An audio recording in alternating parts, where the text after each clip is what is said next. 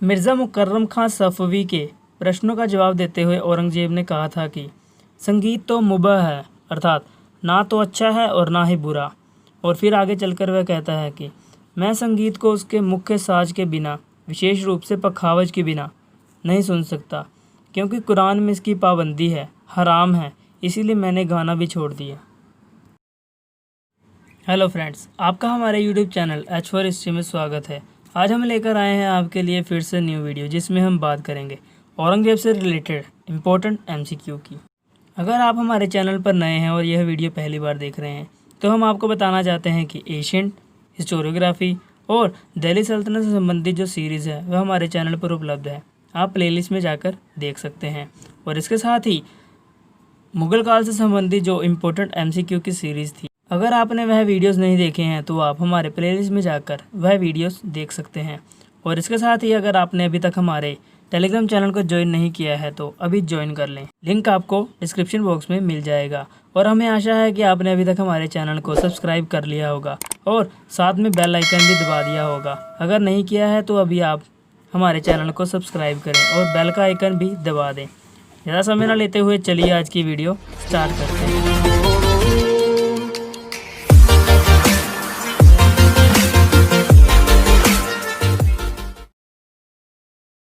First coronation of Aurangzeb took place in 21st July 1658 in Delhi. Then he adopted the which one of the following status? अर्थात 21 जुलाई 1658 में दिल्ली में औरंगज़ेब का पहला राज्याभिषेक हुआ था। सामूगढ़ की विजय के उपरांत उसने अपने सभी प्रतिद्वंदियों को मारने के बाद राज सिंहासन हथियाया था। जब उसने पहली बार अपना राज्य अभिषेक किया तो उसने निम्न में से कौन सी उपाधि धारण की थी? ऑप्शन है जिंदा पीर, बी अबुल मुजफ्फर आलमगीर, सी शाही दरवेश या डी आलमगीर। इसका जो राइट आंसर है वह ऑप्शन बी, अर्थात अबुल मुजफ्फर आलमगीर की उसने उपाधि धारण की थी। और दूसरा जो अपना राज्याभिषेक, जो कि औपचारिक रूप से उसका राज्याभिषेक था, वह 5 जून 1659 में दिल्ली में हुआ था। When Aurangzeb became Mughal emperor, then his administration or rule was based on Shariat or Quran. Aurangzeb gave the permission to keep beard, which was the length of this beard was. अर्थात औरंगजेब जब शासक बना तो उसने अपने शासन का जो आधार था उसे शरीयत अर्थात कुरान को बनाया, और उसने कुछ हिदायतें दी थी जिसमें उसने दाढ़ी बढ़ाने का भी आदेश दिया था। और उसके अनुसार जो दाढ़ी की लंबाई होनी चाहिए थी उसका साइज़ क्या था? ऑप्शन है 4 अंगुल के बराबर, बी 6 अंगुल के बराबर, या हथेली के बराबर, या आधे हाथ के बराबर। इसका जो राइट आंसर है ऑप्शन ए, अर्थात 4 अंगुल के बराबर। व्हाट वाज मुहस्सिब ड्यूरिंग औरंगजेब? अर्थात औरंगजेब के समय में मुहस्सिब क्या था? ऑप्शन है ए कस्टम ऑफिसर, सीमा शुल्क अधिकारी, बी हेड ऑफ विलेज अर्थात गांव का मुखिया, सी रेवेन्यू ऑफिसर ऑफ म्यूनसिपैलिटी अर्थात म्यूनसिपैलिटी लेवल का एक वित्त अधिकारी, D officer for keeping morality अर्थात जो सदाचार अर्थात राज्य में नैतिकता बनाए रखने वाला अधिकारी। इसका जो राइट आंसर है वह ऑप्शन डी, अर्थात officer for keeping morality.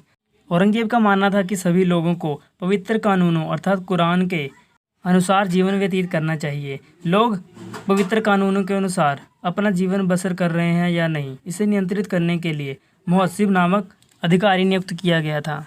Aurangzeb ने गुरुवार अर्थात जुमेरात को पीरों की मज़ार और अन्य कब्रों पर दिए जलाने की भी मनाही की थी।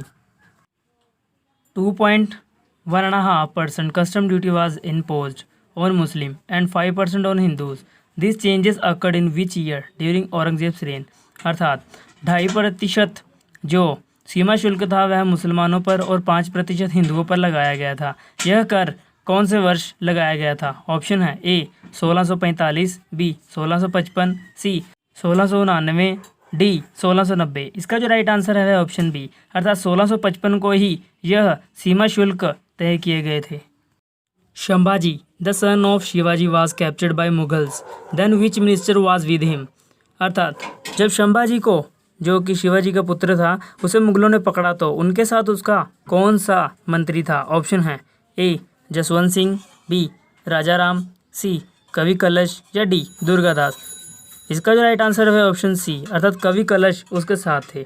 और 21 मार्च 1699 में संभाजी का कत्ल कर दिया गया था। Aurangzeb prohibited Sati system in which year, अर्थात औरंगजेब ने सती प्रथा पर प्रतिबंध किस वर्ष लगाया था। ऑप्शन है ए 1660, बी 1663, सी 1675 या डी 1683। इसका जो राइट आंसर है ऑप्शन बी, अर्थात 1663 को ही औरंगजेब ने सती प्रथा पर प्रतिबंध लगाया था।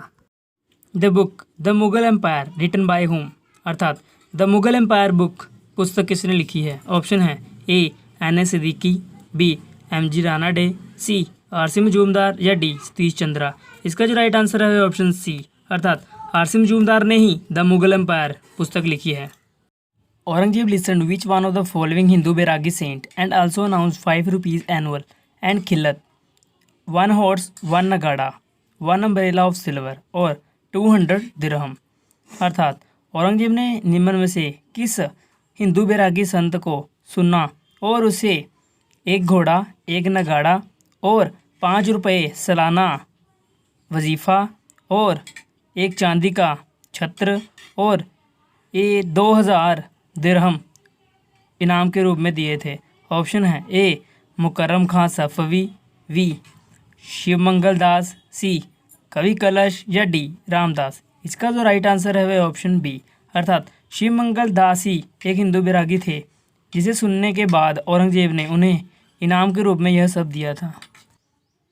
In which year of his reign Aurangzeb banned Jharokha Darshan, अर्थात औरंगजेब ने अपने शासन के किस वर्ष झरोका दर्शन की प्रथा पर प्रतिबंध लगा दिया था। ऑप्शन है ए 9th ईयर 9वें वर्ष, बी 10वें वर्ष, सी 11वें वर्ष या डी 13वें वर्ष। इसका जो राइट आंसर है वह ऑप्शन सी, अर्थात अपने शासन के 11वें वर्ष औरंगजेब ने झरोका दर्शन पर प्रतिबंध लगा दिया था और इसके साथ ही 12वें वर्ष उसने तुलादान प्रथा, जिसमें बादशाह को सोने चांदी से तोला जाता था, की प्रथा पर भी प्रतिबंध लगा दिया था। Colonel Tod said whom the Ulysses of Rathores, अर्थात कर्नल टोड ने रठौरों का यूलिसिस किसे कहा है। ऑप्शन है ए राजा राम, बी राम राय, सी दुर्गादास या डी जसवंत सिंह। इसका जो राइट आंसर है वह ऑप्शन सी, अर्थात दुर्गादास को ही कर्नल टोड ने रठौरों का यूलिसिस कहा है, क्योंकि मारवाड़ तथा मुगलों के बीच जो संघर्ष था वह लगभग 30 वर्ष तक चलता रहा और इस 30 वर्ष के संघर्ष में जो दुर्गादास था वह इसका नायक था। इसी कारण कर्नल टोड ने उसे रठौरों का यूलिसिस कहा है। Who looted the mausoleum of Akbar near Sikandra and burn the ashes of Akbar, अर्थात ऑप्शन में से किस अकबर की कब्र को लूटा था जो कि सिकंदरा में स्थित थी और उसकी जो अस्थियां थी उसे जला दिया था। ऑप्शन है ए दुर्गादास, बी जय सिंह, सी राजा राम या डी चूरामन। इसका जो राइट आंसर है वह ऑप्शन सी, अर्थात राजा राम ने ही सिकंदरा में स्थित अकबर की जो कब्र थी उसे खोद दिया था और उसमें से उसकी अस्थियों को निकालकर जला दिया था। Which one of the following established independent state of Bharatpur near Mathura, अर्थात ऑप्शन में से किसने भरतपुर एक स्वतंत्र राज्य की नींव रखी थी जो कि मथुरा के समीप स्थित थी। ऑप्शन है ए अकमल खान, बी मधुकर शाह, सी दुर्गादास या डी चूरामन। इसका जो राइट आंसर है ऑप्शन डी, अर्थात चूरामन। राजा राम की मृत्यु के बाद उसका भतीजा चूरामन ने जाटों की नेतृत्व संभाला और औरंगजेब की मृत्यु के बाद तक विद्रोह करता रहा और अंत में मथुरा के निकट भरतपुर में एक स्वतंत्र राज्य की स्थापना की। Mundiya was another name of whom, अर्थात ऑप्शन में से किन्हें मुंडिया भी कहा जाता था या मुंडिया उनका दूसरा नाम था। ऑप्शन है ए सतनामीस, बी यूसुफजाई, सी जाट्स या डी खोखरोस। इसका जो राइट आंसर है ऑप्शन ए, अर्थात सतनामियों को ही मुंडिया भी कहा जाता था। सत्य ईश्वर में विश्वास रखने के कारण उन्हें सतनामी कहा जाता था और मथुरा के निकट नारनौल नामक स्थान में ही 1672 ईस्वी में सतनामियों ने औरंगजेब के खिलाफ विद्रोह कर दिया था।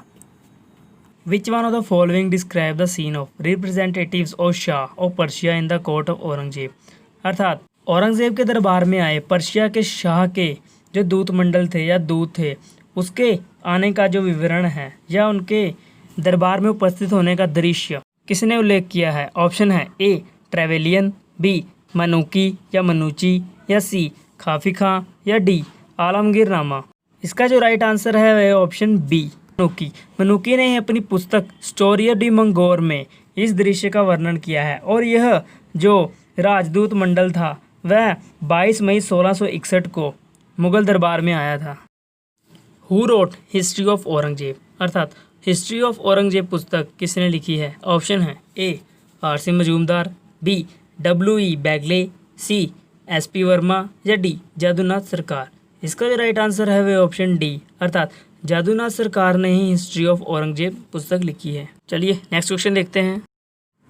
What was तकवी during Aurangzeb's rain अर्थात औरंगजेब के शासनकाल में तकवी शब्द का अर्थ क्या है? ऑप्शन है ए टैक्स कर, बी ग्रांट अनुदान, सी लोन कर्जा या डी क्लोथ। इसका जो राइट आंसर है वह ऑप्शन सी अर्थात लोन। तकवी जो शब्द है वह लोन के लिए प्रयुक्त होता है। औरंगजेब ने यह आज्ञा दी थी कि जिन कृषकों या कृषि करने वालों को कृषि यंत्र आदि खरीदने के लिए कोई मुश्किल होती है या वह खरीदने में समर्थ नहीं है तो उन्हें तकवी कर्जा दिया जाना चाहिए। Which one of the following traveler described the scene of market in Surat and said, there was a crowd of small merchant who is known as baniyas in the market and who want to cross from the market. They get no way to pass because of crowd.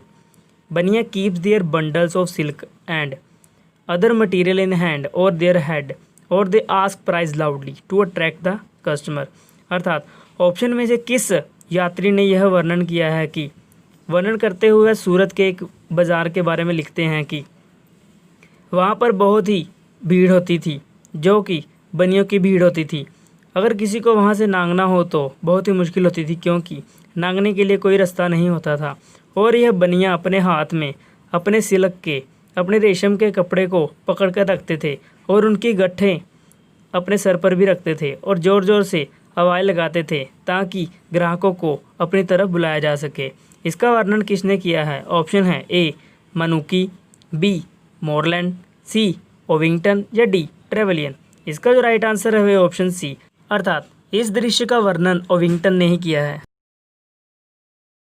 Roshanara established Baitul Uloom which was same as rest house. How Roshanara was related to Aurangzeb अर्थात रोशनारा ने बैतुल उलूम की स्थापना की थी जिसमें मध्यम वर्ग के लोग भी आते थे और अन्य धर्म जाति वर्गों के लोग भी उसमें आ जा सकते थे। वह एक सराय के तरह होता था।